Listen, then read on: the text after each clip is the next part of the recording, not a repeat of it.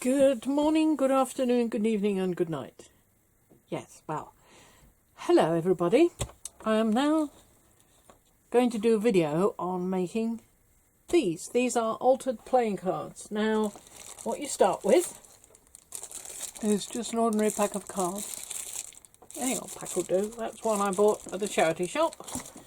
And these are all from either packs of cards or from standard sized ATCs, which is just a piece of card cut 2.5 by 3.5 inches and left white on one side. Well, as white as I've been able to manage because I'm a bit messy, and decorated on the other.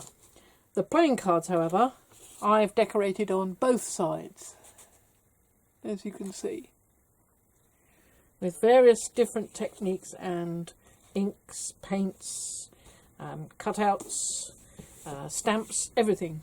I mean, this one is one of my favourites. It was really quite simple.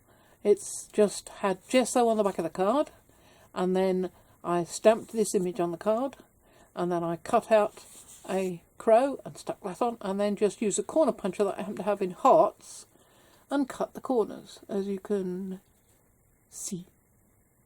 Yep. So I really like that one. Some of my other favourites are, now you might not like this one, but I go for the weird and slightly macabre sometimes, and that's this one. I like it because it's got these hingy things on it. It's one piece of card, cut, torn, and then turned into this reattached thing with a little skull and crossbones, nice little top hat for Brown Sandy, and a cast of a bird skull. I'm not sure what bird that is. I just got the mould and that was what I got. And then another one that I really like, one of my favourites. Just let me straighten that out again. It's going to be lunks. This one is another of my favourites. Now this one has a kilt pin that I made myself. You see, I made it with 3 loops so that I could hang things on it, and I've got a little spoon I got off the internet, a little mould I made myself, and then produced polymer clay pieces, and a little key from a set I've had quite a while.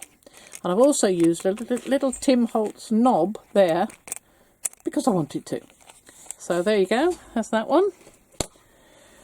And then I'm quite pleased with this one, because this one was done using, you know, what was it done using? I think it was tissue, possibly. I'm looking at it and I'm trying to remember what on earth I used. I'll remember in a bit. Probably tissue. And I just crumpled it up. Oh, I know what it was. It was packing paper, like brown or grey packing paper, and I just not crumpled exactly, but pushed it together into sort of little rows so that it became almost sort of like a C. And then I used, what did I use?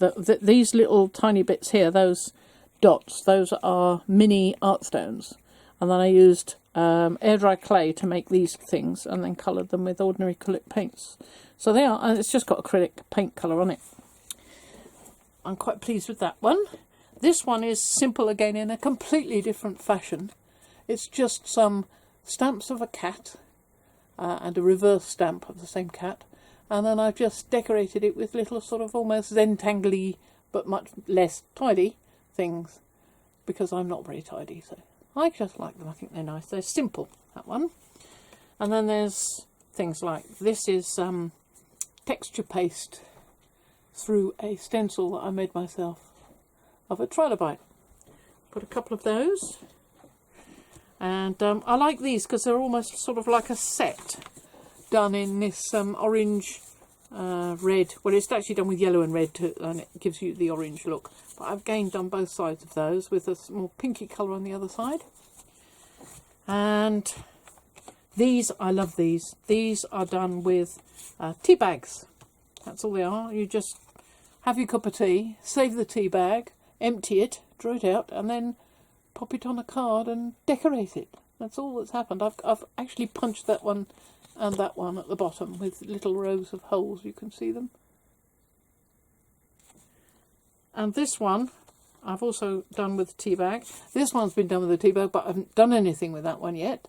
This one I put a key, a little cut off piece down here with 3 holes in, some little cut out pieces from cutting, probably off this one, off there, the little pieces off there, and a stamp of a heart, that's all. Fairly simple. See, that one I coloured the other side of. The others I haven't done much to the other side. This one is just marks, that's all it is, just different shaped marks. Why not? On here I've done something slightly different, and on this one and a couple of others, using little tiles I've made, using, you won't believe this is kitty litter. It's stuck on and coloured with various inks, paints, anything like I could get to colour it. And that's also got some plaster here from, you know, when you do your wall, I think in America they call it spackle. And here we call it polyfiller or any other brand. This is another brand. It's just fine quality plaster that puts a fine smooth finish on your wall when you want to fill a small crack. That's all it is.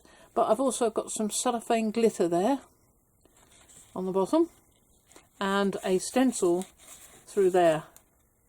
I rather like that. It's called pomegranate, that one. There we go. Quite simple, some of these. I mean, they look complex when you look at all of them together, but they aren't really. This I love because this is going what I call going off the edge.